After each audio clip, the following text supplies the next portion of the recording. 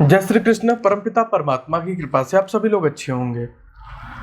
आप संसार में दो चीजें सामान्य रूप से देख रहे हैं और हर मनुष्य देख रहा है। एक तो क्या, पदार्थ, एक आत्मा। पदार्थ अर्थात जो दुनिया आपको दिखाई दे रही है और आत्मा जो आप स्वयं में है, वो चीजें दो चीजें आपको दिखाई दे रही हैं। लेकिन अब प्रश्न ये उठता है कि ये आत्मा पदार्थ में फंसी कैसे, क्योंकि पदार्थ है जड़ और आत्मा है चेतन। तो जड़ ने चेतन को बांध कैसे लिया, अर्थात कर्मों ने आत्मा को कैसे बांध लिया। कर्मों ने आत्मा को कैसे बांध लिया, ये एक अपने आप में सवाल बनता है। भाई आत्मा तो चेतन चीज है, चेतन जड़ ने चेतन को कैसे बांध लिया। इसका मतलब कि जड़ ज्यादा शक्तिशाली है। अच्छा, यदि आप कहते हैं कि आत्मा शक्तिशाली है तो आत्मा कर्म से बंधी कैसे। अच्छा, आप कहते हैं खुद बंध गई तो क्या भरोसा उसका कि वो मोक्ष में जाकर के वहां भी रह के कहे भैया ठीक है अब 10 दिन में मैं बोर हो गई और फिर मैं आ गई, फिर वो वापस आ जाए। क्या भरोसा बताइए। फिर साधना भक्ति इतनी उपासना का क्या मतलब। जब आप ईश्वर के, अब इसका उत्तर समझिए, जब आप ईश्वर के व्यापक स्वरूप को समझेंगे और आत्मज्ञान को प्राप्त हो जाएंगे और ये समझेंगे कि ये सारा खेल ईश्वर का चल रहा है, इसलिए तुम्हें इस खेल में भेजा गया है क्योंकि तुम्हारे अंदर आत्मज्ञान की कमी है। आत्मज्ञान की कमी कैसे है कि जैसे जड़ वस्तुएं जो है वो आप पे ज्यादा प्रभाव छोड़ पा रही हैं। आपके अंदर शक्ति तो है लेकिन आप अपनी शक्ति को पहचान ही नहीं पा रहे हैं। शक्तिशाली आत्मा है परंतु आत्मा अपनी शक्ति को जानती ही नहीं है। तो शक्तिशाली कौन हुआ? जड़, क्योंकि वो अपनी शक्ति को जानता है। अब एक पुलिस वाले किसी को वर्दी दे दी जाए, दरोगा सब बना दिया जाए, उसे अपने अधिकारों का पता ही नहीं है। ट्रैफिक वाले को पता ही नहीं कि किस बेस पे उसको चालान काटना है। गड़बड़ हो जाएगी नहीं हो जाएगी। बलवान कौन होगा? यदि एक वकील को, जैसे मैंने कुछ वीडियोस भी यूट्यूब आदि पे देखी थी कि एक वकील ने एक ट्रैफिक पुलिस वाले को बहुत झाड़ा, क्यों? उसे पता ही नहीं कि ट्रैफिक के रूल्स क्या होते हैं, किन नियमों पे कैसे चालान काटा जाता है। उस वकील ने उसे सारा कुछ बता दिया खोल करके। तो जहां आप कमजोर होंगे, भले ही आपके पास अधिकार है, लेकिन जहां आप कमजोर होंगे ये ध्यान रखिए, वहां आप दबेंगे और वही आपकी कमजोरी का, आपके जीवन का सबसे बड़ा कारण बनेगा। आत्मा क्यों जड़ से हार जाती है, इस जड़ में क्यों उलझी रहती है? क्योंकि वो अपने स्वरूप को जान ही नहीं पा रही, वो अपनी क्षमताओं को नहीं समझ पाई। जैसे ट्रैफिक पुलिस वाला अपनी क्षमता को नहीं समझ पाएगा तो वो कैसे चालान काटेगा। इसी प्रकार जब तक आपकी आत्मा आपके आत्म स्वरूप को नहीं समझ पाएगी तो तक बात बनेगी कहां से।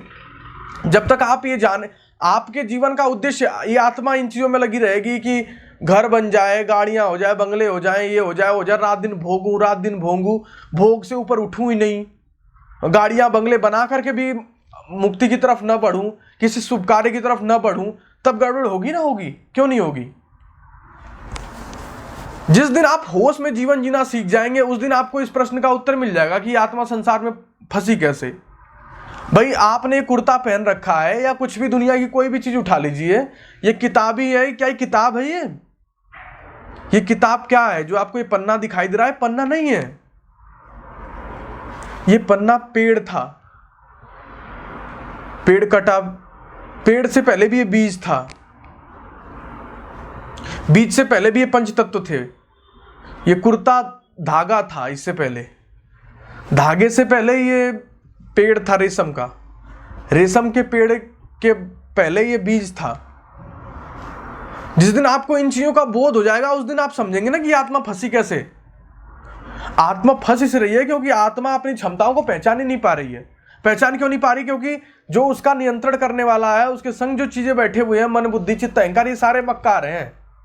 जब आप अपनी ज्ञान इंद्रियों को, कर्म इंद्रियों को, 5 ज्ञान इंद्रियां, 5 इंद्रियां, मन बुद्धि चित्त अहंकार, इन पे संयम पा करके होश रहित जीवन जीना शुरू कर देंगे, उस दिन आपको पता लग जाएगा कि संसार में आत्मा उलझी कैसे है।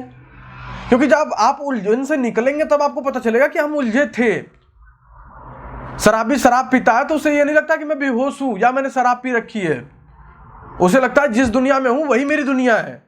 पर वो जब उस दुनिया से निकलता तब उसे पता चलता है कि बेटा जिस दुनिया में तू था वो बेहोशी की दुनिया है। जब आप इस बेहोशी की दुनिया से निकलेंगे तब आपको पता चलेगा ना कि ये बेहोशी होती क्या है और आत्मा बेहोश क्यों हुई, क्या वजह थी। मात्र इसलिए आत्मा बिना आत्मस्वरूप के बोध और प्रभु के इस खेल को बिना समझे, जब तक इस चीज को नहीं समझेंगे तब तक ये हमारे मन में हमेशा प्रश्न होता है कि ये आत्मा संसार में उलझी कैसे। इस प्रश्न का उत्तर यही है। ये मेरे कमेंट्स बॉक्स में सारे मेरे कहूँ व्हाट्सएप आदि पे भी ये प्रश्न भरे हुए थे, इसलिए मैंने इस प्रश्न का उत्तर देना जरूरी समझा, क्योंकि सारे लोग यही पूछते थे कि कैसे फंस गई कैसे। बस यही कारण है, क्योंकि आपने अपने आप को समझा नहीं। जब आप होश रहित जीवन जीने लग जाएंगे, आपको अपने आप दिखाई देगा कि कहाँ फंसी हुई थी।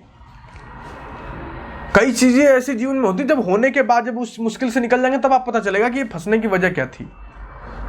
तो आत्मज्ञानी बनिए, आत्मज्ञान की तरफ बढ़िए। कोई समस्या आती है तो आप मुझे व्हाट्सएप आदि पे अपनी साधना से रिलेटेड आप मुझसे बातें आप कर सकते हैं। आप मुझे इंस्टाग्राम आदि पे भी मैसेज कर सकते हैं। इतना ही कहकर मैं अपनी वाणी को विराम देता हूँ। यही एकमात्र मुख्य वजह है। जय श्री कृष्ण।